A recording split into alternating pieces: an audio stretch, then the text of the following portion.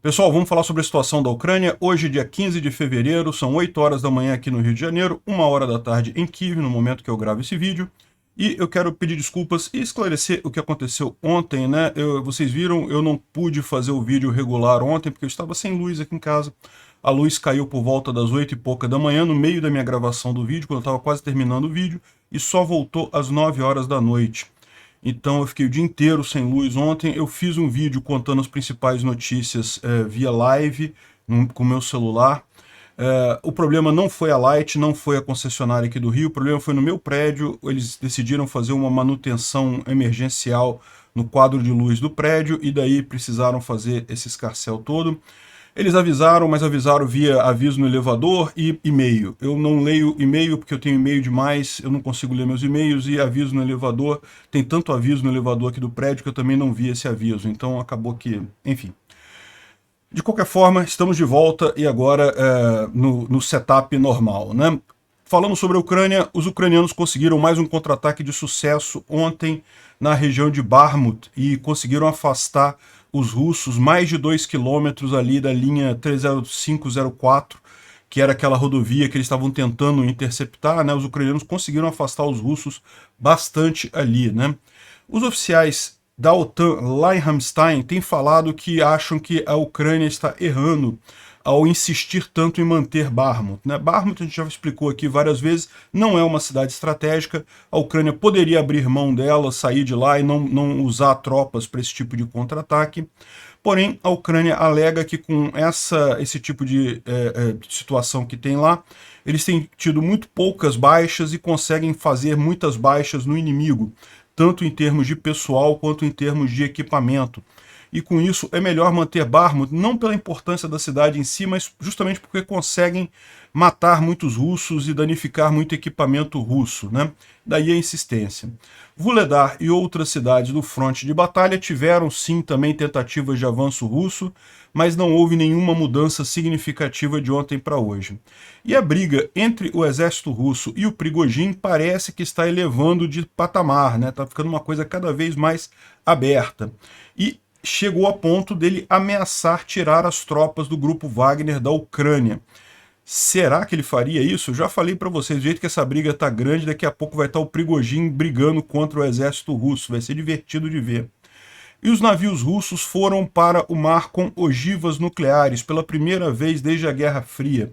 Na época da Guerra Fria era normal isso, sempre os navios da União Soviética andavam com ogivas nucleares. A Rússia parou com isso porque é um procedimento caro, e como não pretendem mesmo usar bombas nucleares, não estavam usando isso daí, né? Por que fizeram agora? Ora, o motivo é simples. O Putin, sempre que está perdendo, ele tenta usar essa ameaça nuclear como uma forma de dissuasão, né? Mas a gente sabe que é o típico cão que ladra, mas não morde, né? A chance dele realmente usar bombas nucleares de qualquer tipo é muito pequena.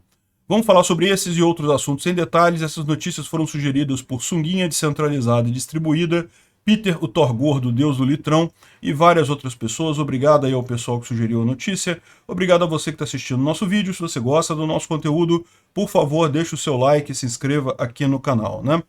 Pois bem, antes da gente entrar no assunto de hoje, vamos falar sobre o jato do Prigozhin, um Su-24, que era o jato que ele teria sobrevoado Bakhmut e que foi atingido ontem, foi derrubado ontem, né? Estão circulando dois conjuntos de imagens, tá?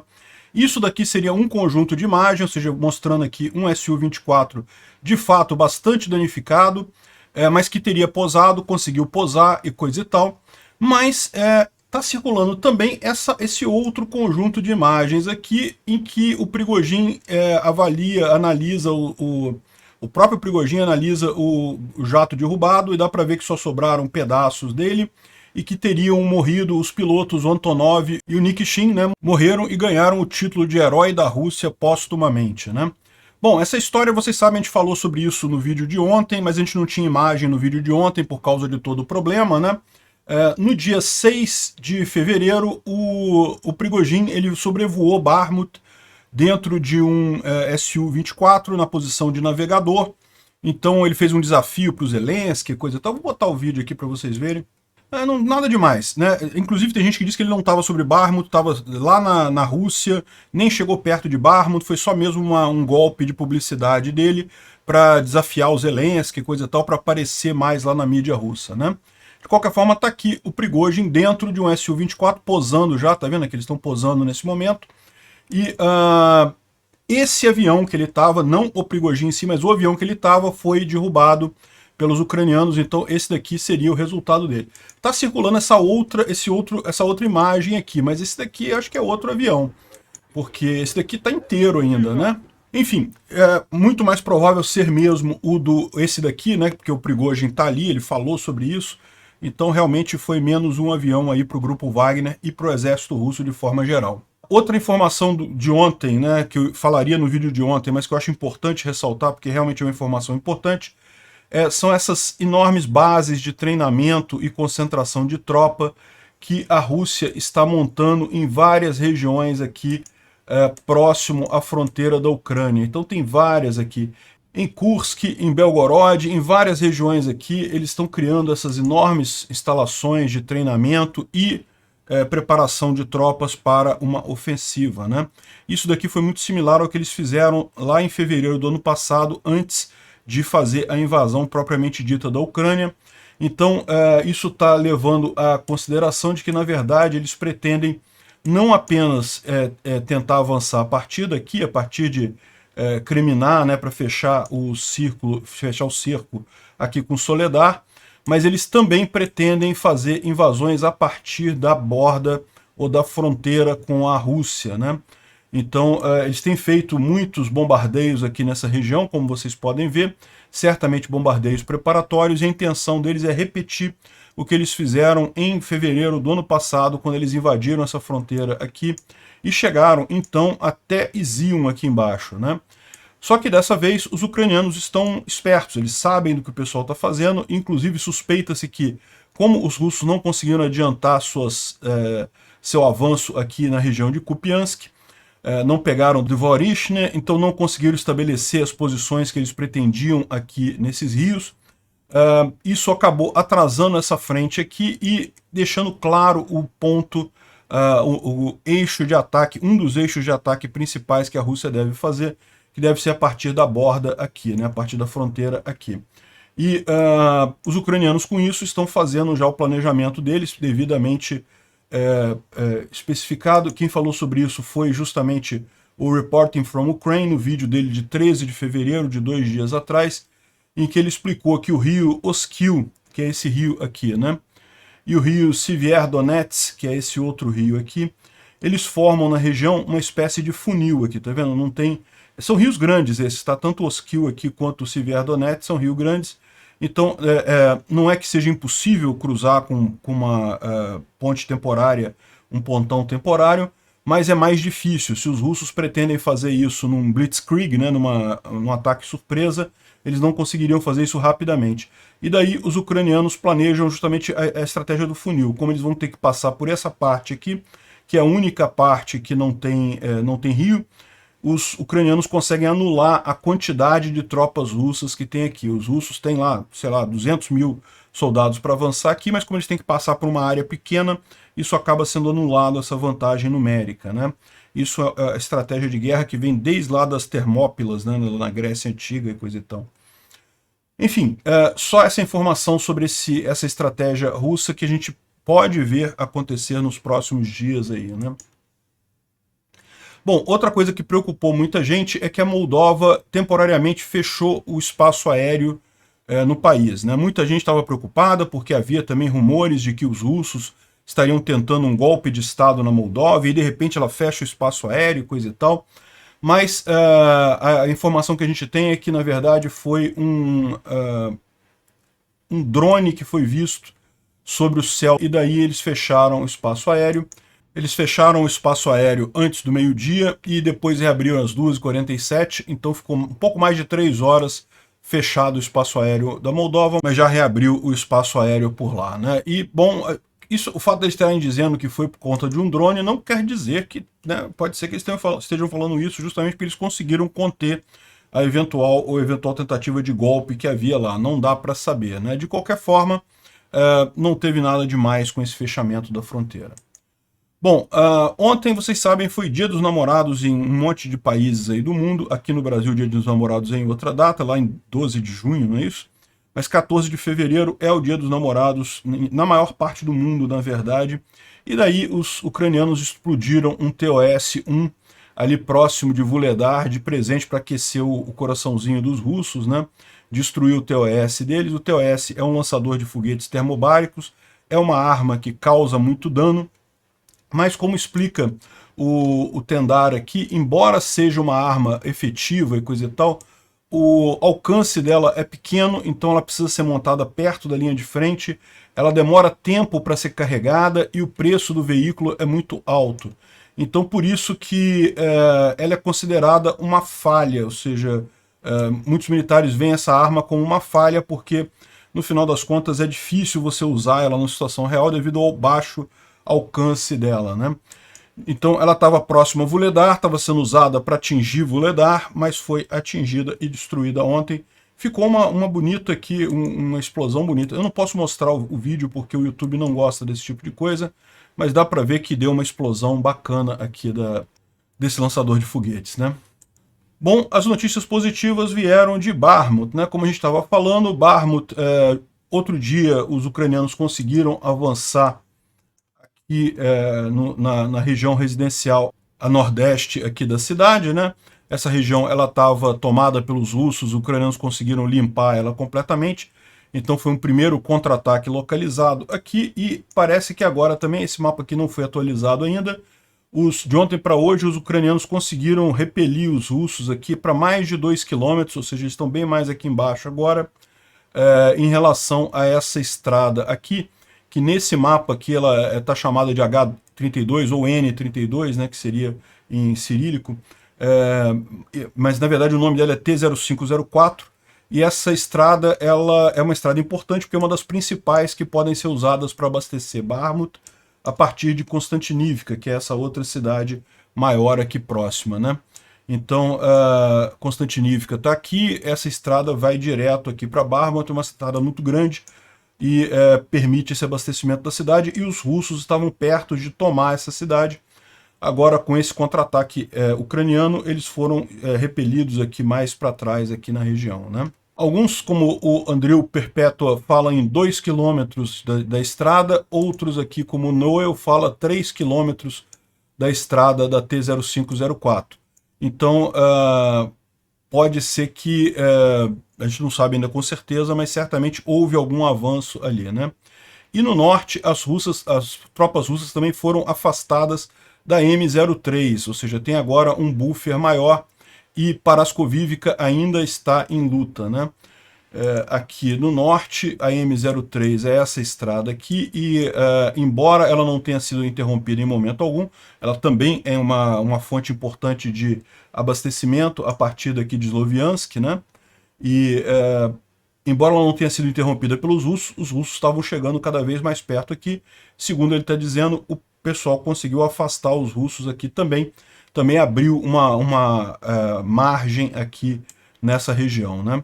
E ontem também, no vídeo de ontem, a gente falou que Parascovivka, que é essa cidade aqui, os russos estavam alegando que ela já havia sido cercada, né? Ou seja, teria 1.500 ucranianos aqui dentro, e os russos teriam cercado eles, teriam que se render, ou então fazer algum acordo, coisa e tal. Mas a gente falou isso ontem, não está cercada.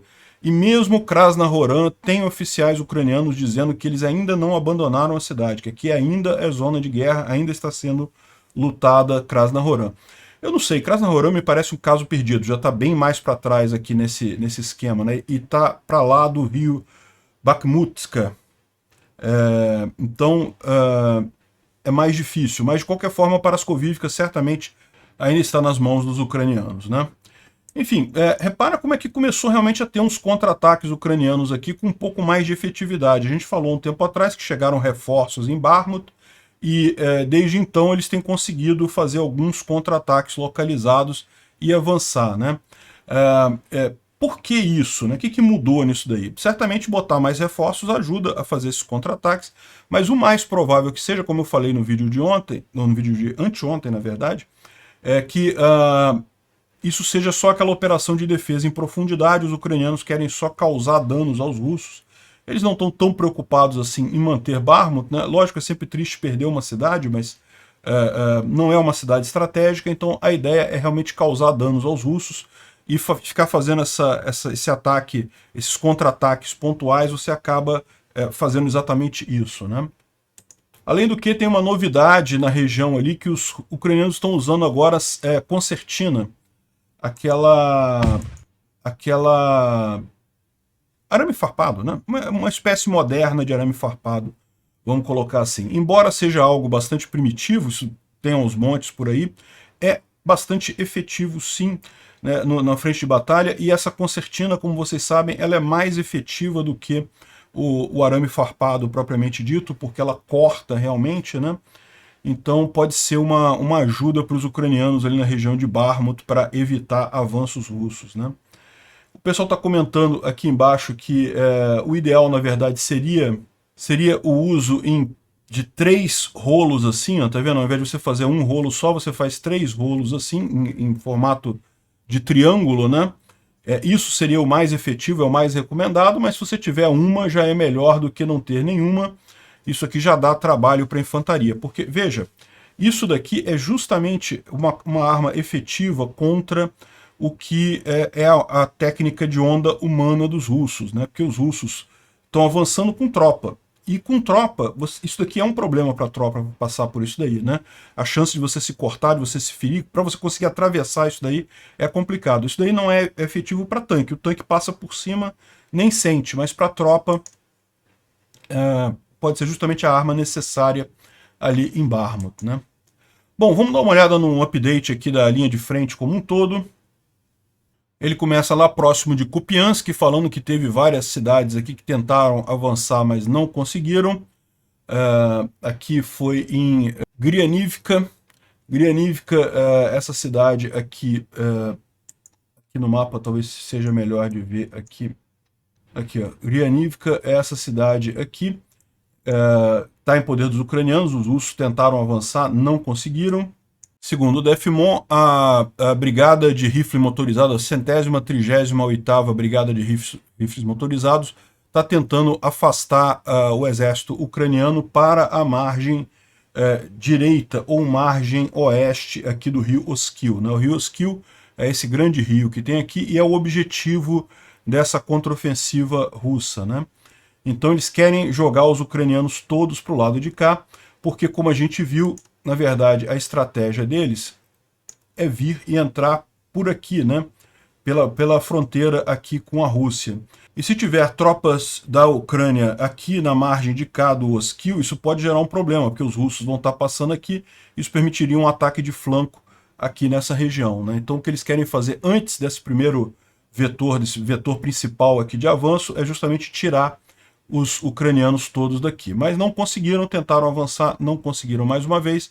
Agora, segundo ele diz aqui também, tem reportes da divisão, da 2ª Divisão de Guardas de Rifles Motorizados, que estão chegando também nessa área, ou seja, deve se reforçar essa tentativa ali, né? Aqui, incriminar também, os russos tentaram avançar mais um tanto e não conseguiram, foram repelidos aqui em várias posições, desde Nevsk aqui. O objetivo aqui é o mesmo, né? Chegar até o rio Zerebets. Esse aqui não é o rio Oskil, tá? O rio Oskil é esse que está aqui mais atrás, ó. Repara como é que aqui em cima os russos estão bem próximos do rio Oskil. Aí o rio Oskil vem para cá e aqui embaixo, incriminar, já é o contrário. Os ucranianos estão bem para leste aqui do rio Oskil. Tem 2 rios aqui nesse meio do caminho. O Zerebets, que é esse rio aqui que seria o primeiro passo para os russos chegarem. E tem um outro rio. Essa é a situação aqui. Aqui eles querem chegar pelo menos em Zarishne, aqui nessa região, na tentativa de tomar Lima, né? É lógico, os russos pretendem fazer isso. Se eles vão conseguir, a gente não sabe. Eu acredito que não consigam. Mas é a expectativa deles. Eles estão avançando aqui. Eu tenho um monte de unidades aqui nessa região, mas até aqui não conseguiram avançar de forma significativa. Ele está mostrando aqui alguns blindados russos aqui atacando, que já estão numa direção mais a oeste do que a gente previu, né? do que ele tinha previsto. Então ele está colocando aqui no mapa, né? Aqui é o mapa de Kriminá, e esse tanque está bem aqui embaixo, ou seja, eles estão avançando nessa área de floresta toda aqui também, né? Que eles iriam avançar alguma coisa, a gente sabe que eles iriam avançar alguma coisa, né? Como eu falei, os russos botaram uma quantidade enorme de tropas ali, que eles conseguiriam alguma coisa nessa ofensiva deles, eles conseguiriam. Mas se ficar até aqui, eles estão conseguindo muito pouco. Se continuar nesse patamar, sinceramente, é realmente a derrota completa para eles. Quando vier a contraofensiva ucraniana, vai destruir isso daí, né? Ele mostra aqui também, mais abaixo, né, que em Bilororivka ainda está na mão dos ucranianos, apesar dos russos estarem tentando já há bastante tempo. E aqui embaixo também tentou aqui em Berestov, Fedorivka, várias outras tentativas de avanço russos aqui. De novo, nenhuma mudança significativa. Ele aqui não mostrou a contraofensiva ucraniana aqui nessa região ainda, porque isso é uma coisa que aconteceu de ontem para hoje, então isso leva um tempo ainda. Mas ele colocou aqui um aviso que tem um canal de Telegram ucraniano que está reportando justamente esse contra-ataque ali no sul de Bakhmut e que Krasnohoran ainda não teria sido capturada, né? Ele diz aqui ó, que... deixa eu tirar minha cabeça daqui para vocês lerem. No sul de Bakhmut, um ataque interessante tomou lugar. O Podars foi decapitado e retroagiu, né? Imagino que ele esteja se referindo aqui às forças russas ali na região, elas acabaram recuando. Mais ao norte, os corpos congelados também foram encontrados no que um dia foram trincheiras. Bem interessante as coisas que estão acontecendo ali, né? E aqui falando também que ninguém capturou Krasnohoran ainda. Estamos mantendo ela. Tudo está sob controle e você vai amar o que vai vir por aí, né? Enfim, bem interessante isso daqui. Vamos ver se realmente vão ter desdobramentos interessantes ali em Bakhmut, né? Ele continua mais aqui ao sul, falando de Avdiivka, né, Vodiane, outras cidades aqui, Marinka, tentativas russas de avançar sem sucesso, inclusive Vuhledar aqui embaixo também sem sucesso, né?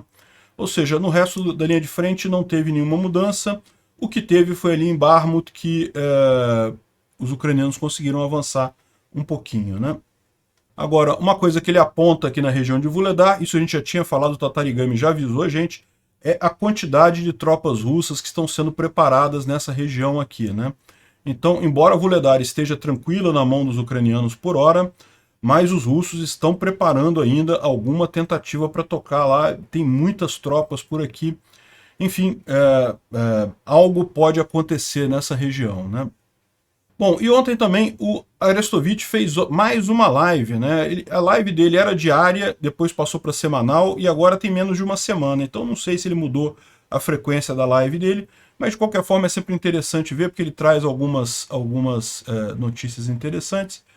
Essa primeira parte que ele fala sobre o Wagner, que matou o cara com uma martelada, né? A gente falou sobre isso alguns dias atrás. Também fala sobre avanços na linha de frente. Ele fala que, na verdade, o inimigo ainda está concentrando as forças dele na linha de frente. E daí ele fala sobre aquele ponto que o Jens Stoltenberg, lá da OTAN, falou que a ofensiva russa já começou, né? Isso a gente já falou aqui também. Na verdade, já começou há algumas semanas essa ofensiva russa. É lógico, isso não quer dizer que ela não vá ficar mais severa nos próximos dias, mas ela já começou, os russos já estão mobilizando uma grande quantidade de soldados ali em toda a região, e até aqui sem nenhum grande sucesso, né, com muito pouco avanço. E ele também lembrou que essa fase logística vai ser muito importante, mandar armas e munição para a Ucrânia, deve aumentar a quantidade de envios de armas e munição para a Ucrânia, né? E isso está sendo discutido no Ramstein, o encontro agora que está acontecendo ontem e hoje. A gente imagina que no final do dia de hoje a gente deve ter aí uma posição oficial. O presidente Duda, o presidente da Polônia, falou que a Rússia pode vencer a guerra na Ucrânia se Kiev não receber ajuda urgente do Ocidente, né? E ele disse que isso, lógico, ele disse para isso para criar aquela, né? A gente tem que ajudar, tem que dar mais dinheiro aí, tem que dar mais arma aí, né? Assim, é pouco provável os russos ganharem a guerra, mas realmente ele tem razão. Se o pessoal não ajudar, a coisa pode ficar séria, né? Ele falou aqui que o ministro das Relações Exteriores da Hungria, né, lá do governo do Viktor Orbán, Ele teve em Belarus e falou sobre negociações de paz na Ucrânia, e aí botou o nome do Brasil aqui também, que teriam anunciado suporte para negociações e coisa e tal. Não tem negociação para ter tido aí, não tem o que fazer aqui. A Rússia invadiu um outro país, eles têm que sair, não tem que negociar nada. É só a Rússia sair e acaba a guerra. O Lukashenko também falou sobre o CSTO, que é a OTAN lá da Rússia, né? Dizendo que talvez Belarus vai acabar sendo envolvida nesse conflito, né? E vários governos, França, Canadá e Brasil, pediram para os seus cidadãos saírem de Belarus. O Brasil ele botou uma interrogação aqui, e é aquilo que eu falei para vocês ontem, né? Teve realmente algumas informações de que o Brasil teria mandado os cidadãos saírem da Rússia e de Belarus e coisa e tal, mas a verdade é que eu não vi isso oficialmente em lugar nenhum, e não faço muita coisa desses pedidos para sair do país e coisa e tal. Isso é uma coisa meio rotineira, não é alguma coisa que seja assim, indique alguma coisa significativa, né? Uma última notícia interessante, a Índia parou de falar com a Rússia sobre a compra de novos jatos e helicópteros, né? Isso é um outro fator que essa guerra está sendo muito ruim para a Rússia, é que o pessoal está vendo a qualidade do equipamento militar russo, que até um tempo atrás tinha uma fama de ser um bom equipamento militar, e o pessoal está percebendo agora que não, que na verdade é bem fraco, né? Bom, aqui o Instituto para o Estudo da Guerra fala sobre a situação lá das negociações do Ramstein. Eles asseguram que vão continuar o apoio à Ucrânia no longo prazo, por quanto tempo for necessário. Os 54 estados que têm feito esse grupo de suporte na Ucrânia estão aí para o que der e vier. Mas o que ele falou é que, segundo o Washington Post, ele teria dito que deve ser anunciado um novo pacote de ajuda à Ucrânia na próxima semana. A gente já falou sobre isso, o Biden está indo na Polônia e deve anunciar lá esse pacote de ajuda, né? Agora, o Washington Post diz que, embora isso daqui seja a posição oficial dos Estados Unidos, reservadamente o governo americano disse que não pode suportar direto e por tempo indeterminado, e que um dia vai acabar esse apoio e coisa e tal. Enfim, talvez estejam pressionando a Ucrânia para fazer uma grande ofensiva para encerrar esse assunto, ou seja, retomar o território todo agora nessa ofensiva da primavera. Eu acho que seria uma boa coisa no final das contas, né? E alguns analistas da OTAN disseram que estão preocupados com o fato da determinação ucraniana de manter Bakhmut, né? Como a gente explicou, Bakhmut não é uma cidade estratégica, os ucranianos estão segurando Bakhmut justamente porque ali eles conseguem causar muitos danos aos russos, mas a verdade é que, segundo essas fontes da OTAN, seria melhor os ucranianos tirarem as tropas dali para preparar a ofensiva da primavera. Aí sim você teria mais tropas preparadas para isso, né? Eu tenho a impressão de que os ucranianos querem justamente manter os russos ali para impedir que eles iniciem essa ofensiva em mais larga escala, né? Porque também, se os ucranianos abandonarem Bakhmut, todas essas tropas russas que estão atacando Bakhmut agora ficam liberadas para atacar outros lugares, né? Ele fala aqui também sobre os russos estarem imitando o grupo Wagner. O Ministério da Defesa russo começou a trazer prisioneiros da mesma forma que o Wagner fazia, ou seja, recrutando diretamente nas prisões, com a promessa de que se eles sobreviverem 6 meses eles estão livres, né, e recebem também um salário, coisa e tal, mas usando isso como bucha de canhão, ou seja, a chance desse pessoal sobreviver é mínima, né? Ou seja, o exército russo, mais uma vez, está tentando afastar o grupo Wagner e tomar o protagonismo, retomar o protagonismo na guerra, né? Bom, falando sobre ajuda do Ocidente, estão na Alemanha os Bradley americanos, né? E tem realmente uma quantidade muito grande deles aqui. Os Bradley, lembra, não são tanques, são veículos de infantaria, né? Veículos armados de apoio à infantaria, mas ainda assim são veículos muito bons. São veículos que vão fazer uma diferença significativa na linha de frente lá, porque os russos não têm nada nem similar, né? O BMP, que seria o equivalente russo disso daí, está muito atrasado em termos de tecnologia. Ou seja, isso já deve estar chegando muito em breve na linha de frente lá na Ucrânia. Tem várias fotos deles aqui, né?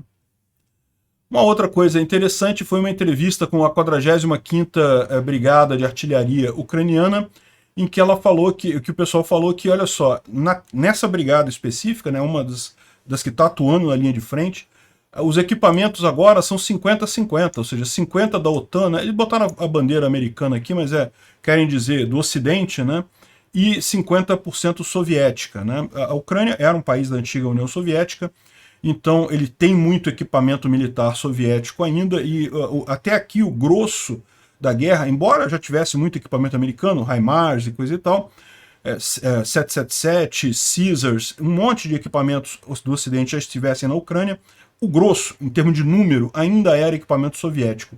Nesse momento, segundo ele está dizendo, ele está falando da própria brigada dele, isso não necessariamente se reflete em todas as brigadas de artilharia ucranianas, mas na brigada dele já está 50-50, né? E eles têm usado cada vez mais a munição da OTAN. Por quê? A capacidade de produção da OTAN de munição é maior do que a capacidade soviética. Existem poucas fábricas que restaram no mundo para produzir munição no padrão soviético. A Ucrânia está reativando algumas dessas fábricas, a República Tcheca tem algumas também, a Bulgária tem muitas dessas fábricas, mas não tem como comparar isso com os Estados Unidos, a Alemanha, a Europa inteira produzindo esse tipo de coisa. É verdade que a munição do Ocidente também não está em grandes quantidades, porque estávamos em tempos de paz até aqui, né? Mas o fato é que eles já reativaram essas linhas de produção e muito em breve isso deve estar chegando com bastante força lá na linha de frente, né? E agora também, ele está dizendo que lá em Bakhmut a artilharia está 1 para 1, ou seja, que os russos não têm mais dominação de artilharia em relação aos ucranianos. Os ucranianos já estão equiparados aos russos ali em termos de artilharia, o que é muito ruim. O exército russo sempre usou muita artilharia nas campanhas dele, né? Esse aqui é o general que deu a entrevista, né? A entrevista é bem interessante, eu não vou entrar em mais detalhe aqui, porque justamente é longa, né? Tem muita coisa, mas vale a pena dar uma lida. Bom, a informação que saiu é que os russos, pela primeira vez, colocaram navios no mar com ogivas nucleares, né? Isso era uma coisa comum na época da Guerra Fria, a Rússia tinha vários navios com ogivas nucleares andando por aí, mas depois da Guerra Fria, uma vez que não havia mais uma visão de uma guerra imediata, isso parou de acontecer. No entanto, parece que agora os russos botaram de novo ogivas nucleares nos navios. Isso quer dizer que é porque eles pretendem usar ogivas nucleares? Não, eu já expliquei para vocês, não é. O Putin está fazendo essa brincadeira de fazer essas pequenas... deixar as pequenas pistas de que vai usar arma nuclear para tentar justamente causar medo no Ocidente e tentar angariar apoios a uma solução negociada de paz. A gente viu isso acontecer já inúmeras vezes, né? Primeiro com declarações, depois aquele famoso trem nuclear, você lembra? Não, que o trem nuclear andou na Rússia e coisa e tal, e foi do lugar A para o lugar B e coisa e tal. Sim, é o Putin fazendo isso exatamente para causar esse medo, o pessoal falando, ai meu Deus, agora vai vir a guerra nuclear e coisa e tal. Não, não vai, ele não vai usar armas nucleares, porque ele sabe que se ele usar armas nucleares, acaba a Rússia, não vai ter nada depois da Rússia, né? O Putin é um cara extremado, é um cara que toma decisões nem sempre razoáveis, mas é muito pouco provável que ele tome uma decisão desse tipo de usar armas nucleares, seja na Ucrânia, seja em qualquer outro lugar, né? Essas armas nucleares estão na frota do Mar do Norte, ou seja, estão ali na região acima da Rússia, né? Próximo do Ártico. Olha só, mais um general russo que se suicidou, hein? Que coisa, hein? O general tinha sido demitido do exército, tinha sido tirado do exército, e foi encontrado morto num aparente suicídio, né? É aquele negócio, pode ser, a polícia disse que é um suicídio, mas é aquele negócio, né? A gente sempre fica com receio, porque na Rússia é tanto suicídio que acontece, meu amigo, e a gente sabe que lá é um estado mafioso, né? Todo estado é mafioso, todo governo é uma máfia, se você parar para pensar. É igualzinho, não tem distinção nenhuma. Mas a Rússia é uma máfia particularmente violenta, né? Então para usar esses métodos mafiosos assim pouco custa. Outra coisa curiosa foi um outro general que foi morto. A gente falou que esse general aqui, né, o Leonov Dmitry Alexandrovich, ele foi morto agora no dia 4 ou 5 de fevereiro, alguns dias atrás. A gente deu essa notícia aqui, na verdade, no dia que ele morreu um outro general também, então 2 generais tinham morrido nesse dia, coisa e tal. E agora a informação que a gente tem é a seguinte, é que na verdade quem matou esse general foram os comandados deles. Foi o pessoal da tropa deles ali que se amutinou e matou o general há 5 dias atrás, né? É realmente uma situação preocupante.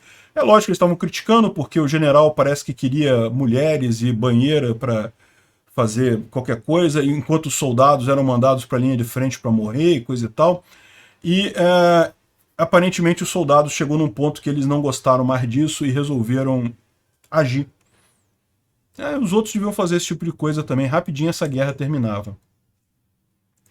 Bom, e a outra coisa interessante é a briga entre o Kremlin, né, o exército russo oficial, digamos assim, e o grupo Wagner, né?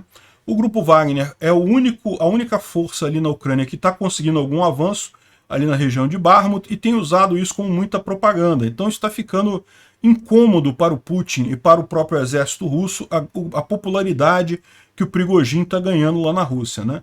Não só por estar conseguindo avançar, como por aparecer na frente de batalha. Isso é uma coisa que dá uma visão maior, né? O Zelensky, por exemplo, faz isso direto também. Volta e meia ele está lá na frente de batalha. Isso dá realmente uma visão de quem está comprometido com a coisa, né? O Putin não. O Putin, o mais perto que ele apareceu foi em Rostov-on-Don, que é bem longe da linha de frente, lá na Rússia. Enfim, o Prigozhin está incomodando. O que os russos estão fazendo? O próprio exército russo está começando a adotar as táticas do Wagner, estão criando outros exércitos privados ali também, né? A gente já falou sobre isso. Vários exércitos privados foram criados lá na Rússia para meio que ofuscar o Wagner, mas até aqui são muito incipientes, o exército do Wagner já é mais conhecido. E a gente tinha falado isso alguns dias atrás e agora saiu a nota oficial em que o Kremlin fala para não mencionar o grupo Wagner e o Prigozhin quando estiver falando sobre as operações de combate na Ucrânia. Então, ou seja, não se deve citar nenhum comunicado do Prigozhin referente à guerra.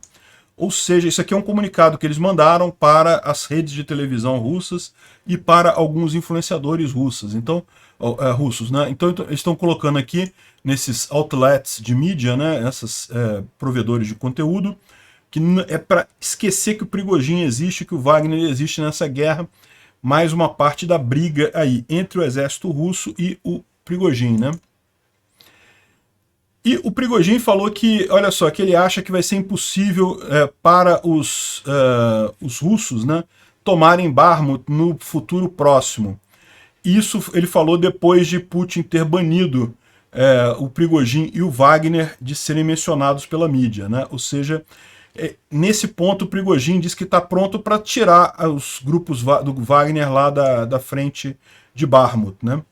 Ou seja, pode ser que esses avanços recentes ucranianos também sejam um fator disso daí, né? O próprio Prigozhin não está querendo mais avançar tanto em Bakhmut, porque, poxa, ele avança e o exército russo quer ficar com a fama, então não vou avançar também.